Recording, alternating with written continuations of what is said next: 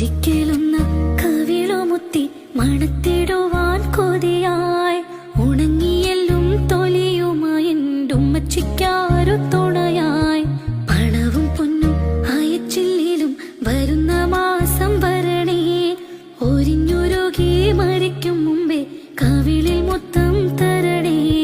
Arab നാട്ടിൽ അകലെ ഇങ്ങാണ്ട് ഒരിക്കലൊന്ന് കവിളുമുത്തി മണത്തിടുവാൻ കൊതിയായി ഉണങ്ങിയെല്ലും തൊലിയുമായി ഉമ്മച്ചിക്കാരു തുണയായി പണവും പൊന്നും അയച്ചില്ലേലും വരുന്ന മാസം വരണേ